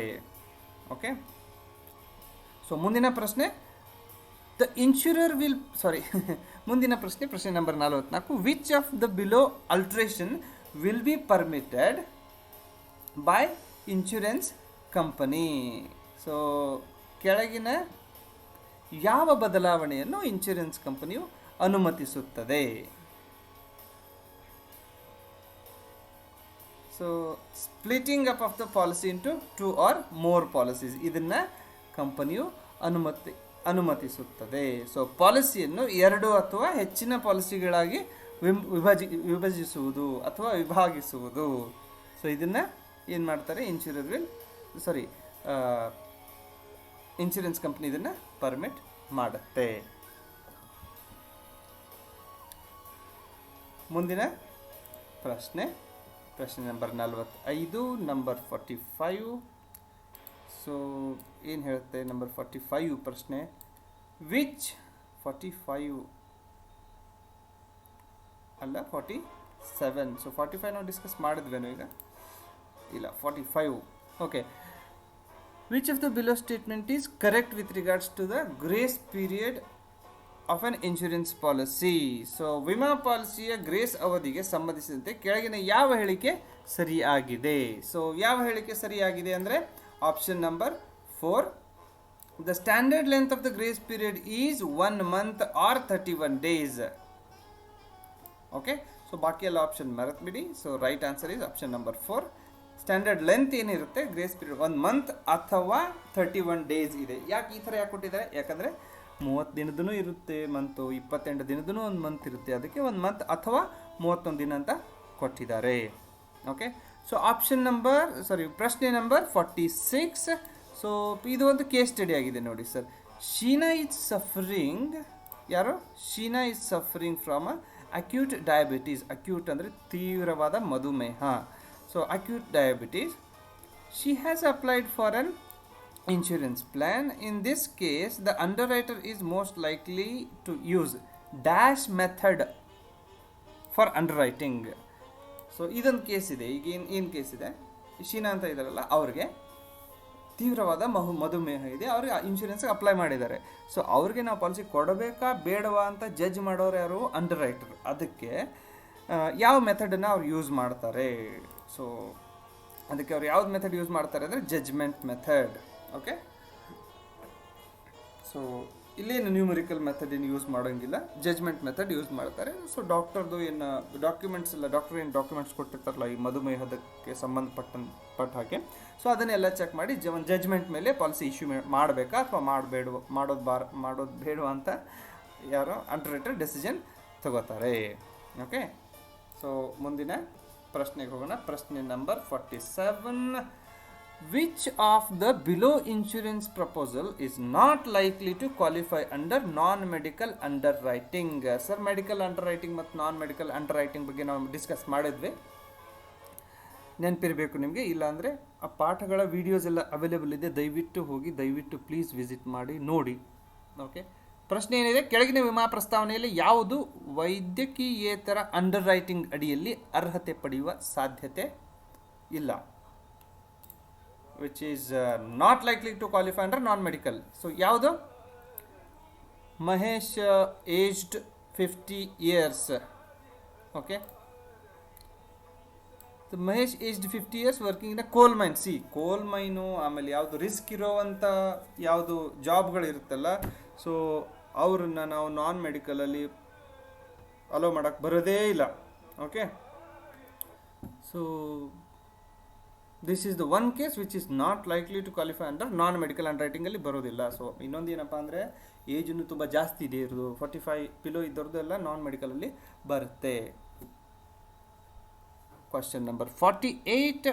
Which of the following denotes the underwriter's role in an insurance company? Underwriter role ಏನು? ಕೆಳಗಿನ ಯಾವುದು ಸರಿಯಾಗಿ ಹೇಳುತ್ತೆ? ವಿಮಾ ಕಂಪನಿಯಲ್ಲಿ ಅಂಡರ್ ರೈಟರ್ ಪಾತ್ರವನ್ನು ಈ ಕೆಳಗಿನ ಯಾವ ಒಂದು ವ್ಯಾಖ್ಯೆ ಸೂಚಿಸುತ್ತದೆ? ಸೊ ಅಂಡರ್ ರೈಟರ್ಗೆ ಏನಂತೀವಿ ಸರ್ ನಾವು? In short, the one who decides acceptability of risks. So ರಿಸ್ಕನ್ನು ತಗೋಬೇಕಾ ಬೇಡವಾ ಅಂತ ಯಾರು ಡಿಸೈಡ್ ಮಾಡ್ತಾರಲ್ಲ ಅವ್ರಿಗೆ ಏನಂತೀವಿ ನಾವು? ಇನ್ ಶಾರ್ಟ್ ಅಂಡರ್ ರೈಟರ್ ಅಂತ ಕರಿತೀವಿ. ಸರಿಯಾದ ಉತ್ತರ ಆಪ್ಷನ್ ನಂಬರ್ 2. ಓಕೆ, ಸೊ ಮುಂದಿನ ಪ್ರಶ್ನೆ. Amrita is pregnant. She has applied for term insurance cover. Which of the below option will be the best option to choose for underwriter to offer insurance cover to Amrita? Choose the most likely option. So ಅಂದರೆ ಇಲ್ಲಿ ಕೆಳಗಡೆ ಏನು ಕೊಟ್ಟಿದ್ದಾರೆ ನಿಮಗೆ? ಅಂಡರ್ರೈಟರ್ ಡಿಸಿಷನ್ಗಳನ್ನ ಕೊಟ್ಟಿದ್ದಾರೆ. ಕೆಳಗಿನ ಯಾವ decision ಸರಿಯಾಗಿದೆ ಅಥವಾ ಯಾವುದು ಸರಿಯಾದ ಡಿಸಿಷನ್ ಅಂತ ಕೇಳ್ತಾರೆ. ಈ ಗರ್ಭಿಣಿ ಒಬ್ಬ ಮಹಿಳೆಗೆ ನಾವು ಇನ್ಶೂರೆನ್ಸ್ ಕೊಡಬೇಕು ಅಂದರೆ acceptance with restrictive class. So restrictive ಕ್ಲಾಸಲ್ಲಿ ಕ್ಲಿಯರ್ ಆಗಿ ಮೆನ್ಷನ್ ಮಾಡಿರ್ತೀವಿ, already madam is under risk. So ಈ ಒಂದು ಕಾರಣದಿಂದಾಗಿ ಗರ್ಭಧಾರಣೆಯ ಕಾರಣದಿಂದಾಗಿ ಇನ್ ಕೇಸ್ ಏನಾದರೂ ಅವ್ರಿಗೆ ಹೆಚ್ಚು ಕಡಿಮೆ ಆದರೆ ನಾವು ಅವ್ರಿಗೆ ಸಮ್ ಅಶ್ಯೂರ್ಡ್ ಅಥವಾ ಬೆನಿಫಿಟನ್ನು ಎಷ್ಟು ಕೊಡಬೇಕು ಅಥವಾ ಕೊಡಬಾರ್ದು ಅದನ್ನು ಇದರಲ್ಲಿ ಬರೆದಿರ್ತಾರೆ. ಓಕೆ, ಒಂದು ರಿಸ್ಟ್ರಿಕ್ಟಿವ್ ಕ್ಲಾಸ್ ಹಾಕಿ ಆಮೇಲೆ ಅದನ್ನ ಒಪ್ಕೋತಾರೆ. Okay, so which of the below death claim will be treated as early death claim? Early death claim ಯಾವುದಕ್ಕೆ ಅಂತೀವಿ ಸರ್ ನಾವು? ಅರ್ಲಿ ಡೆತ್ ಕ್ಲೇಮ್ ಯಾವುದಕ್ಕೆ ಅಂತೀವಿ ಅಂದರೆ ನಾವು ಇನ್ ಕೇಸ್ ಡೆತ್ ಏನಾದರೂ ಪಾಲಿಸಿ ಮಾಡಿಸಿದ 3 ವರ್ಷಗಳ ಅವಧಿಯಲ್ಲಿಯೇ ಅವರ ಡೆತ್ ಆದರೆ ಅದಕ್ಕೆ ಅರ್ಲಿ ಡೆತ್ ಕ್ಲೇಮ್ ಅಂತ ಕರಿತೀವಿ. ನಾನ್ ಅರ್ಲಿ ಡೆತ್ ಕ್ಲೇಮ್ ಅಂದರೆ ಆಫ್ಟರ್ 3 years ಇನ್ ಕೇಸ್ ಏನಾದರೂ ಡೆತ್ ಆದರೆ.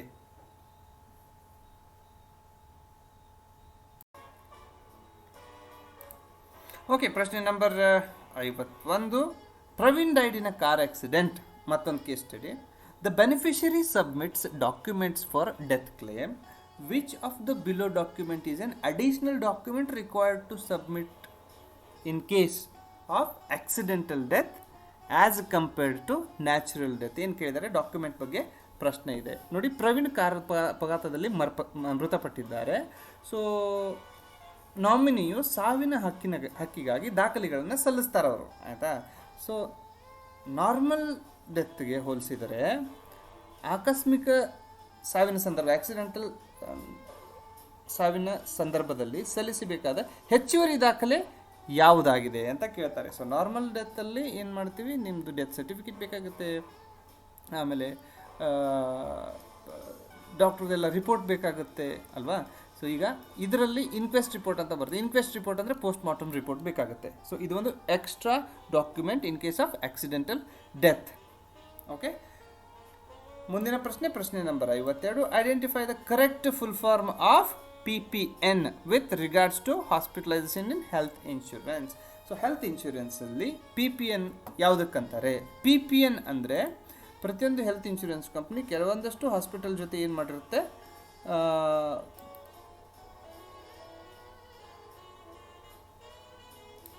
ನೆಟ್ವರ್ಕ್ ಮಾಡ್ಕೊಂಡಿರುತ್ತೆ. ಸೊ ಅದಕ್ಕೆ ಏನಂತೀವಿ ನಾವು? PPN ಅಂದರೆ preferred provider network.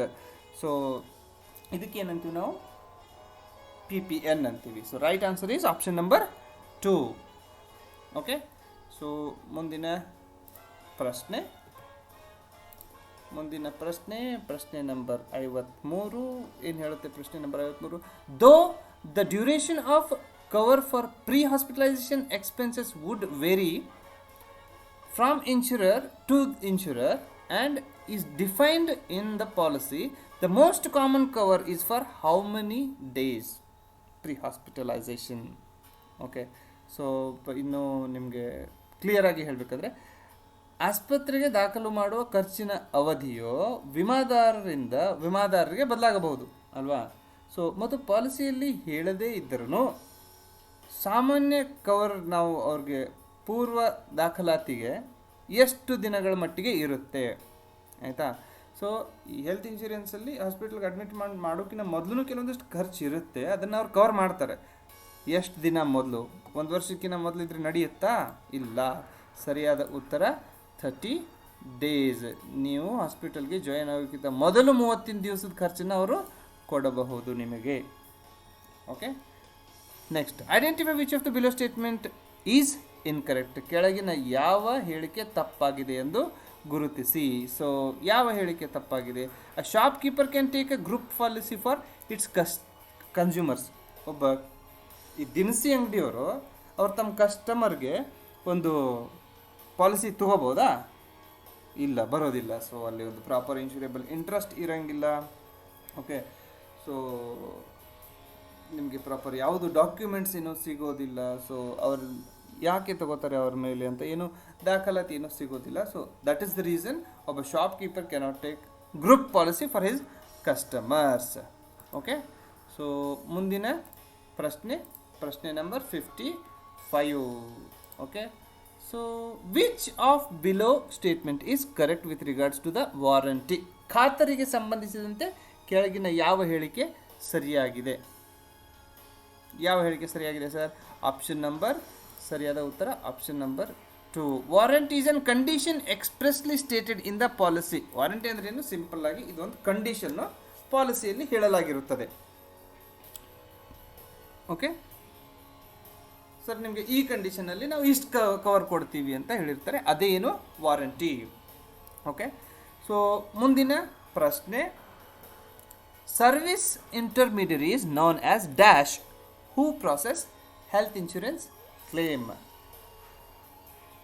Health insurance ಕ್ಲೇಮನ್ನು ಪ್ರೊಸೆಸ್ ಮಾಡುವ ಒಬ್ಬ ಸರ್ವಿಸ್ ಇಂಟರ್ಮೀಡಿಯರಿಗೆ ಏನಂತ ಕರೀತಾರೆ? Okay, so third party administrator ಅಂತ ಕರೀತಾರೆ. ಓಕೆ, ಇನ್ ಅದರ್ ವರ್ಡ್ ಸೇವಾ ಮಧ್ಯವರ್ತಿಗಳು ಅನ್ನೋ ಶಬ್ದ ಯೂಸ್ ಮಾಡ್ಬೋದು ಅವರು. Okay, so T P is the right answer. T P A ಅಂದರೆ ಒಂದು ಇನ್ಶೂರೆನ್ಸ್ ಕಂಪನಿ, ಆಮೇಲೆ ಗ್ರಾಹಕರ ಮಧ್ಯೆ ಇರುವಂಥ ಕೆಲವೊಂದಷ್ಟು ಮಧ್ಯವರ್ತಿಗಳು, ಸೇವಾ ಮಧ್ಯವರ್ತಿ ಅಂತ ಕರಿತೀವಿ ನಾವು. ಓಕೆ, ಕ್ಲೇಮ್ ಟೈಮಲ್ಲಿ ಅವ್ರು ಹೆಲ್ಪ್ ಮಾಡ್ತಾರೆ ನಮಗೆ, ಥರ್ಡ್ ಪಾರ್ಟಿ ಅಡ್ಮಿನಿಸ್ಟ್ರೇಟರ್ ಹೆಲ್ಪ್ ಮಾಡ್ತಾರೆ. ಓಕೆ, ಮುಂದಿನ ಪ್ರಶ್ನೆಗೆ ಹೋಗೋಣ.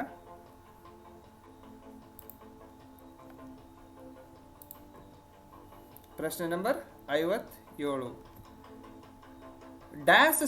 Dash section of Insurance Act 1938 provides that no insurer shall assume any risk unless and until the premium is received in advance or is guaranteed to be paid or a deposit is made in advance in the prescribed manner. ಯಾವ section ಅಲ್ಲಿ ಬರೆದಿದ್ದಾರೆ ಇದನ್ನ?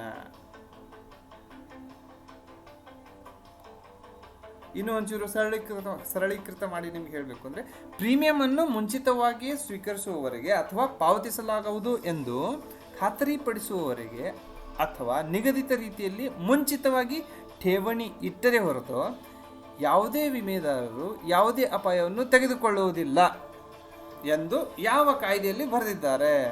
So ಇದನ್ನೆಲ್ಲಿ ಬರೆದಿದ್ದಾರೆ ಅಂದರೆ section 64(v)(b).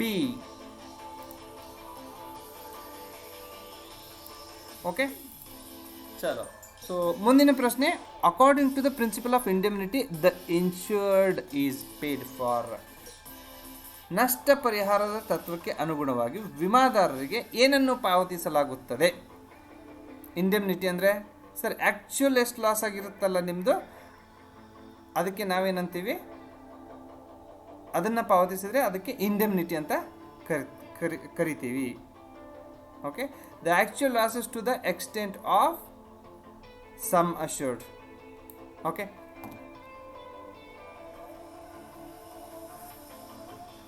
ಮುಂದಿನ ಪ್ರಶ್ನೆಗೆ ಹೋಗುವ. ಪ್ರಶ್ನೆ ನಂಬರ್ 59, ಆಮೇಲೆ ಪ್ರಶ್ನೆ ನಂಬರ್ 60. ಸೊ ಇವು ಕೊನೆಯ ಪ್ರಶ್ನೆಗಳಾಗಿದೆ ಸರ್.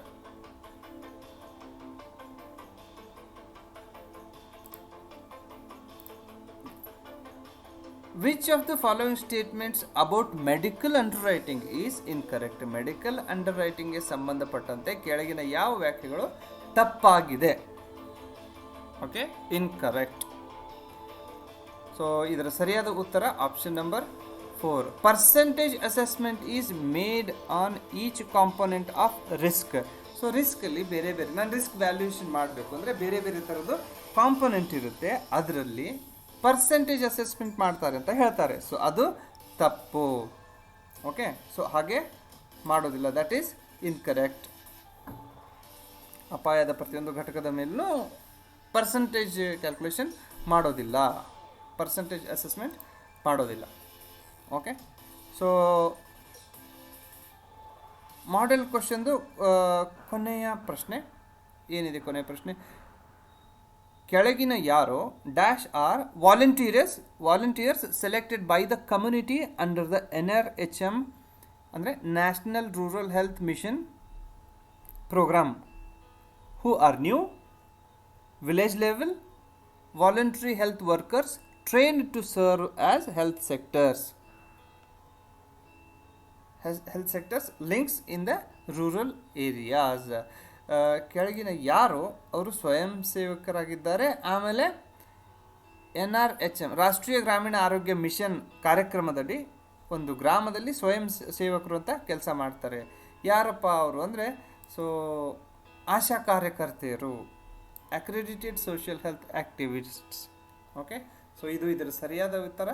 ಸೊ ಕೊನೆಗೆ ನಿಮಗೆ ಎಲ್ಲ ಪ್ರಶ್ನೆಗಳು ಅದು ದಯವಿಟ್ಟು ಎಲ್ಲರೂ ಎಲ್ಲ ಪ್ರಶ್ನೆಗಳನ್ನು ರಿವಿಷನ್ ಮಾಡಿ, ಲೆಸನ್ಗಳು ಇದ್ದ ವೀಡಿಯೋಸ್ಗಳಿಗೆ ವಿಸಿಟ್ ಮಾಡಿ, ಆಮೇಲೆ ಪ್ರತಿಯೊಂದು ಲೆಸನ್ದೂ ಪ್ರಶ್ನೆ ಇದೆ ಅದನ್ನು ಬರೀ ರಿವಿಷನ್ ಮಾಡಿದ್ರೆ ನೀವು ಸಾಕಾಗುತ್ತೆ. ಎಕ್ಸಾಮಲ್ಲಿ 101% ನೀವು ಪಾಸ್ ಆಗ್ತೀರಾ. ಅಡ್ವಾನ್ಸ್ ಆಗಿ ನಿಮಗೆ I would like to welcome you to SBI Life Insurance. We will have a great career ahead. Thank you, sir. Thank you very much.